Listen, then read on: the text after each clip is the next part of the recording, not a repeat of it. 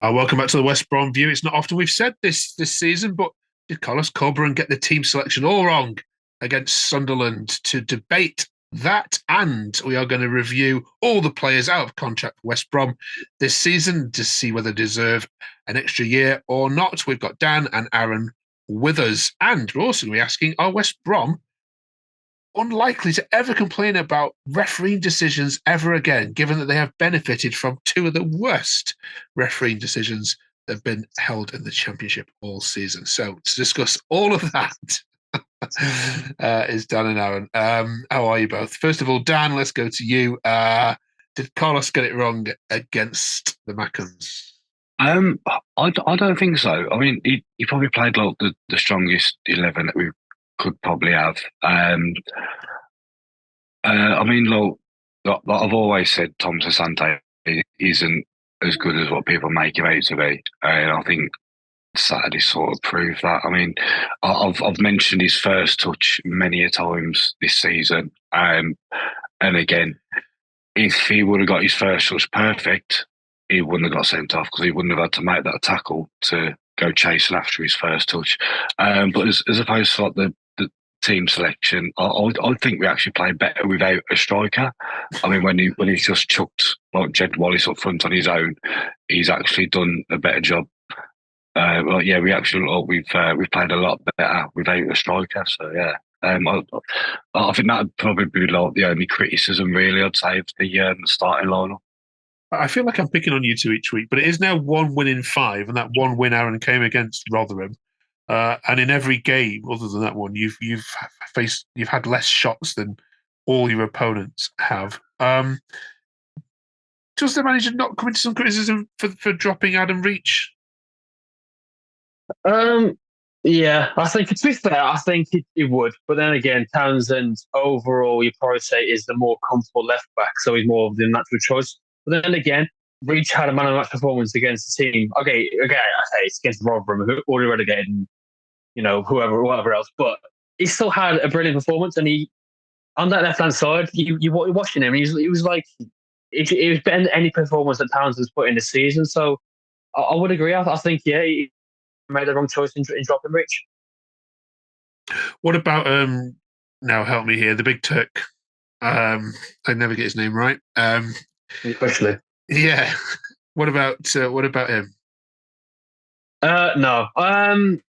Well, he started against Rotherham midweek, didn't he? So, but I don't think he played about an hour roughly. So I mean, to be fair, I was surprised when I saw the team come out and he wasn't starting. I was like, well, it's from if he's the first name you look for on a team sheet, and if he's not there, you already start thinking about a loss, and it's like it sort of sets our tempo when we play, and everything good I think comes through him most of the time. Um, it's always a worry when we don't play him, and obviously if he were to get injured, how would that look for us? Because obviously the fair few games that he doesn't play this season or doesn't start at least, it doesn't really end well for us. So it's always a worry not having him there. But again, we can't rely on one player to be pivotal for a promotion pushing season. So it's just a bit annoying, really. I mean, I would have started him personally, but I was surprised again to see him not starting. Well, all the Championship are West Brom fans this weekend. No one wants to see Leicester City go up. So you have Leeds, Ipswich, and the rest of the teams all behind you this weekend. Who does he replace Thomas Asante with then? No one. I think he's just got to just stick with, say, like a Jed Wallace up front on his own, and maybe like bring Dean Garner into like the middle of the park. I mean, people have been moaning about him playing in the middle of the park, but he does change games. Dean Garner does. So if you just put him in the middle of the park, put Wallace up front, or even just swap them two round every now and again. Probably stick with Fellows again on the right, and then Mikey Johnson on the left. But then again, Johnson, I think he's gone off the ball a bit as well. Not exactly confident for the Leicester game, so everyone else that are going to be supporting us this weekend I definitely wouldn't be putting bets on us for this weekend, but let's see what happens, really. Aaron, there was no West Brom players included in the EFL team of the season. Is that debatable, do you think, amongst you? Would you expected to have seen at least one or two? I mean, the only two players I would debate would be Palmer and Kipre, because, well, for one, Kipre's been phenomenal for us this season, but he's also been one of the best in the league. I mean, granted, there are Zampadu and Jacob Greaves in the team this season for the two centre-back spots. And don't get me wrong, they've been absolutely brilliant this season, but Ampadu especially hasn't really played, well, he's played both midfield and centre-back this season, so I thought that maybe would have gone for someone who is genuinely a centre-back rather than someone who has played midfield for at least, I can't say for sure how much, but, a good chunk of the season. And then again with Palmer. Palmer he has the most clean sheets in the league. And obviously that's mostly down to him making pivotal saves at good times in games. But to be fair, he does have a bit of a bad performance in him, which probably brings down the average rating or whatever it goes up by now, which is obviously not very good. But if you're going for a proper goalkeeper, I think Palmer's the best in the division, and that's not me being biased. I genuinely think he is.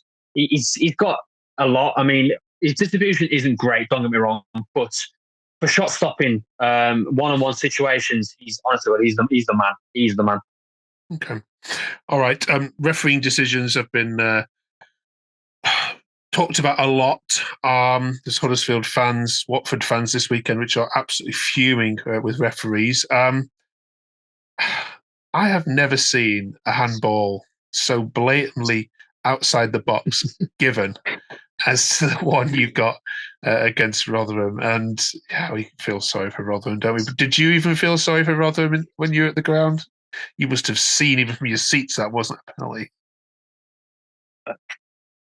These things sort of happen, don't they? To be fair, I remember like the first ever time we got promoted, we had a goal disallowed, so against Rotherham, so that's just sort of like worked its way out now. So yeah, okay. We're back even again now. But it's been a shocking decision. It just goes to show that just the standard of referees, not just in Championship, but like you look at the Premier League as well, and up and down the country, like the referees have just seemed to have got worse. But do you bring VAR into the Championship? Nah, because you wouldn't have these things to sort of talk about. No. So that's the Kipre handball at QPR and that one now. So you've had your look, haven't you? You can't moan, can't come on this channel and say we've not done. Okay. All right. Okay, before we talk about Leicester a little bit more, let's have a look at the players out of contract this season and get both of your views on these. There's some loan players, obviously, who are coming to the end of with the end. Would you break the bank for these? Mikey Johnson, you mentioned just tailed off there, but surely he's worth some money. Yeah, now that you're rich and everything. Yeah, rolling in the money now. Yeah, yeah. Got to take Mikey Johnson. Dan, talk us through the loans. Who we got on loan? One's in green in loan, yeah. Pippa, I ain't seen enough of him. I'd send him back. I think Callum Marshall's already been recalled because, again, I don't think I remember seeing him play. Mikey Johnson, definitely take him. I'm sure you know about my thoughts of Andy Wyman. That's why I asked you to do this one. Okay.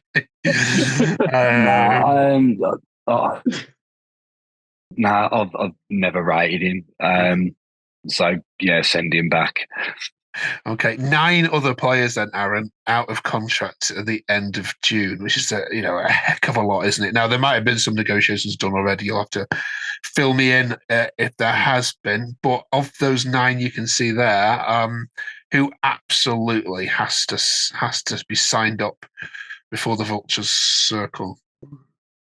Well, the top 2 definitely. That goes without saying. Moritz and Kipre have been 2 of our best players this season. I think if we weren't to at least offer them a decent enough, chunk of money or contract length, wherever it is they want, we'd be absolutely kicking ourselves the coming next season because you don't get players like that coming, especially for the price we paid for him. We paid nothing for Moritz, and I think we paid about $1 million for Kipre. So, it's looking at it now, it's good business that we need to keep going, and obviously we need to keep them players at the club.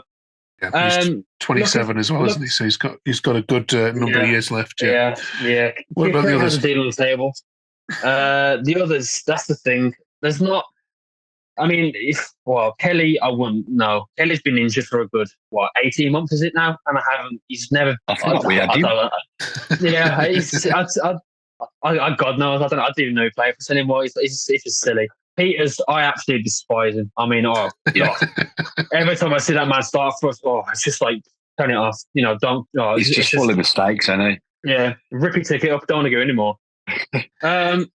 Matt Phillips, considering his age, he's still a great player. I'd give him no more than a year because he's been a good player. First, you can't say he hasn't. I don't think. I mean, he has his injury in every winter, which is it's typical Matt Phillips. Every season, around winter time, he sort of like has an early Christmas or has extended Christmas.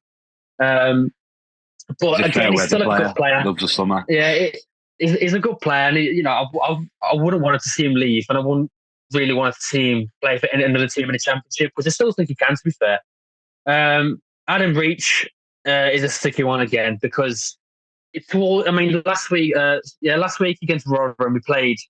I mean, he played out his skin. He was the best player on the pitch. Got the man of the match award, but that hasn't come often enough. And I mean, to be fair to him, he hasn't had that much game time, but if he would have had the game time, if he would have been good enough, he would have had the game time. So I wouldn't give him a contract. And then Veer as well. I mean, he's 33, going to be 34. While he's been good since he played for us, I don't think he's what we should have next season, because we want to have if we don't get the season, we want to have a squad next season that's not aging and not retiring at retirement age. So, and a lot of those there are retirement age. So you sort of want to kick them out the door while send them on the way while they're leaving for free, which is obviously the best thing to do. All right, cheers for doing that. It probably makes the fact that you've got new owners who've got money all the more important, doesn't it? Given that you've got so many players out of contract, and now you've got actually the bit of capital in order to secure players like Kipre, who has been amazing, and I'm surprised perhaps wasn't in that EFL Team of the Year, but I think it goes to the big ones that are fancied by the media more. All right, let's get back. 100%. Let's get back to reality. Next Wednesday, Hull play Coventry. If they were to beat Coventry and win at Watford this weekend, and you lose to Leicester, which is a combination of results, which is not unlikely, you're in a bit of trouble, aren't you? Yeah. No, I think we are, to be fair. I mean, at the moment, we are sleepwalking into the playoffs, and I think the last. Well, I mean, since the turn of the Easter break, we haven't, other than the Rotherham game, we've won one. Oh, sorry, no, including the Rotherham game, we've won one game. So it's just not the form you need to be a good playoff side, and it shows that we aren't really believing in ourselves, maybe, because if we went into every game knowing we're going to win, then you get the performances that. We have done. Yeah, I think, as I said last week as well, it's a bit naivety. A lot of the players are going into games thinking, "Oh yeah, we can do a number on these." It's the final few games of the season. We're playing teams in the bottom half, and then they turn up, play how they played all season, which hasn't been great, and we drop our level to then, and nothing really comes out of the game, and we draw, or we 2-0 at Stoke, conceded 2 goals. Against Watford, a fair player, we 2-0 down and come back to draw 2-2. But it's game, can't blame for thinking like that. But again, you've got to be confident. You've got to play well. It's just simple things, which it should be simple, but obviously football, so they aren't. So it's a very difficult time. All right, Dan. Do you see you picking up any points at Leicester? I mean, you've not won away at any of the top 6 you've played this year, but you haven't lost at Leicester in the Championship, so it's not been a bad ground for you historically.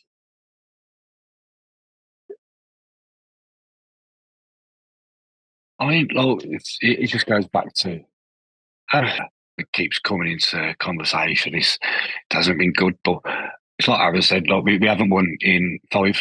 Won one in five, sorry, and that was against the bottom of the league.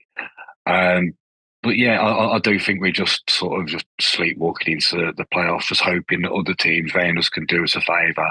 And I think if we do lose to Leicester, then we're going to be relying on other teams then to do us a favour. But if you want to do well in the league, you can't just be relying on other teams. So you need to go out there and get the results yourself. Yeah, I mean, you need to build up that head of steam, don't you, going into the game against Southampton. All right, let's get some score predictions from you both then. And then we've only got two more of these to go before I can give you a rest. Aaron, you can go first this week. Leicester against the Baggies. Yeah, I'm not confident. I wish I could say I was, but considering how we played in the last, since Easter, I mean, it's been 5 or 6 games now. It's just been poor. It really has been poor. I mean, Leicester themselves haven't been great, but then again, it's games like this. I think we sort of like we just in the nicest way possible, we crap ourselves. It's just not. It's just it's not great. It's like. Yeah, it's just you wish you could just watch a team that wants to win or believes themselves that could win, which I don't think we've seen for the past how many weeks now. So, in all honesty, I think we are going to lose. I mean, I wouldn't be surprised if Leicester score a few, but I'll keep it to a decent scoreline. I'll probably say a Leicester 2-1. Okay, Dan, you've watched a bit of Leicester. What do you reckon? Well, go back to that Sunderland game. We could still be playing till now, and I don't think we would have scored. And I think that will just carry on now to the Leicester game. So Leicester always look like they're going to score when they're on the ball, when they're going forward. And I think that's just going to terrify us this weekend. So I'm just going to go for a Leicester 2-0. Okay. But yeah, I see us not even getting a sniff in this game. Well, play the high ball because Leicester do not like defending high balls. Statistically, they are one of the worst at defending it in the last 5 games, so they don't win aerial duels. So you can do this. You can do it for the championship. Go back to Tony Pulis tactics. Absolutely. Forward. Absolutely. Just go route 1 for 90 minutes. You'll be fine. All right. Thank you both. Dead boys up front. Yeah. All right. Cheers both for joining us. And again, if you're a West Brom fan, thank you so much for watching this content. It really means a lot to us. Please put some comments down in the channel as to who you think should have been included in the EFL Team of the Year for the Baggies. There must have been at least one player, surely, that the EFL could have picked, but it's an unpopular team, aren't we? Let's just give it to Leeds and Leicester and have done with. Thank you both for joining us. Enjoy your trip to Leicester. We'll catch you next week for the final 2. Nice one.